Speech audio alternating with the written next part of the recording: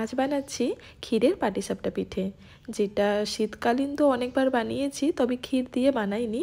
এই প্রথমবার গুড়ের পাটিসাপটা পিঠে বানাচ্ছি। তবে এর আগেও একবার বানানো হয়েছে, সেটা কিন্তু আপনাদের সঙ্গে শেয়ার করা হয়নি, তাই দ্বিতীয়বার রান্না করার সময় আপনাদের সঙ্গে সেটা শেয়ার করছি। তো এখানে 2 বাটি ময়দার সঙ্গে সুজি নিয়েছি হাফেরও আরও কম। স্বাদ অনুযায়ী লবণ দিয়ে প্রথমেই দিয়ে দিলাম গরম দুধ 1 বাটি। এবারে আগে থেকেই গ্রেট করে রাখিনি গুড়টাকে, তাই গুড়টাকে গ্রেট করে নিয়েছি। এখানে আমি পাটালি গুড় নিয়েছি একটা 100 গ্রাম মতন।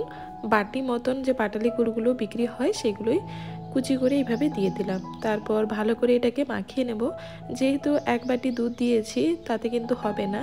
টোটাল এখানে 2 বাটি ময়দার সঙ্গে 2 বাটি এখানে গরম দুধ দিলাম, আর এটাকে ভালো করে মাখিয়ে নেব এখন।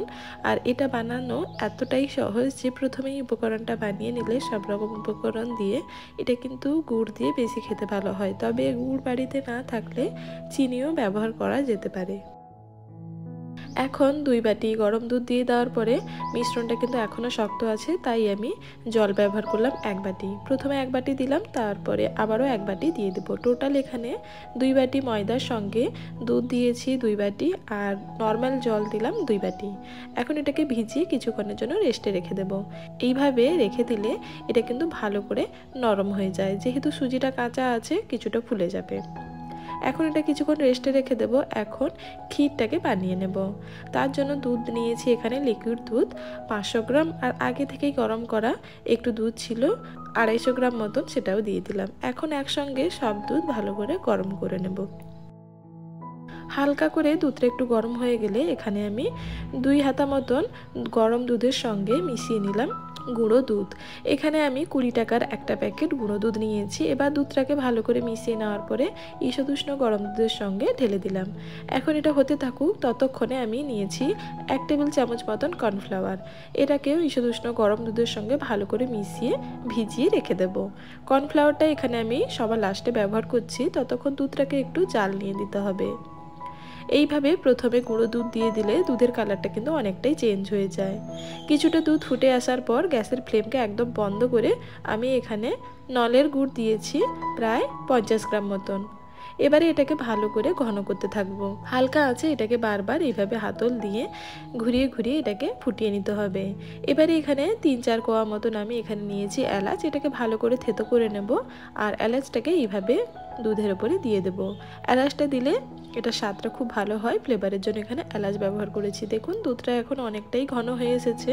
ঠিক তখনই আগে থেকে কর্নফ্লাওয়ার মেশানো জলটাকে দিয়ে এইভাবে ফোটাতে থাকবো। আর কর্নফ্লাওয়ার দেওয়ার পরে পরে কিন্তু হাতলটাকে মানে খুন্তিটাকে বারবার এইভাবে নাড়াতে থাকতে হবে, নাহলে কিন্তু তলাতে বসে যেতে পারে। পাটিসাপটার পিঠা তো অনেক রকমই হয়, মানে চিনি দিয়ে হয়, আবার নারকেলের পুর দিয়েও হয়, তবে এই ক্ষীর দিয়েই কিন্তু বেশি খেতে ভালো হয়। চাইলে কেউ দোকানের মাখা সন্দেশও ব্যবহার করে নিতে পারেন। আর যদি বাড়িতে মাখা সন্দেশ না নিয়ে আসেন তাহলে এইভাবে বাড়িতেই কিন্তু লিকুইড দুধ দিয়ে বানিয়ে নিতে পারেন, খেতে কিন্তু খুব ভালো হয়। দুধটা অনেকটাই ঘন হয়ে এসেছে। এখন আগে থেকে গ্রেট করে রাখা 2 হাতা মতন আমি এখানে নারকেলের গুঁড়া দিয়ে দিলাম। এটা ফ্রেশ কোকোনাট গ্রেট করা আছে, চাইলে কেউ বাজারের যে কোকোনাট গুঁড়োগুলো পাওয়া যায় সেটাও ব্যবহার করে নিতে পারেন।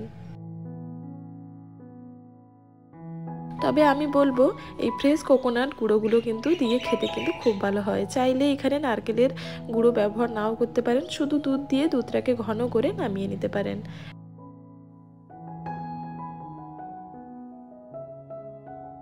এখন এটাকে কিছুক্ষণ ঠান্ডা করে নেব। তার জন্য একটা পাত্রতে উঠিয়ে রেখে দিলাম যাতে তাড়াতাড়ি ঠান্ডা হয়ে যায়।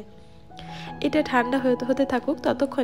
ততক্ষণে এই যে মিশ্রণটাকে ব্যাটারটাকে তৈরি করেছিলাম সেটা কিন্তু সম্পূর্ণভাবে সুজিটা গলে গেছে। আর দেখুন সুন্দর একটা আস্তরণ চলে এসেছে।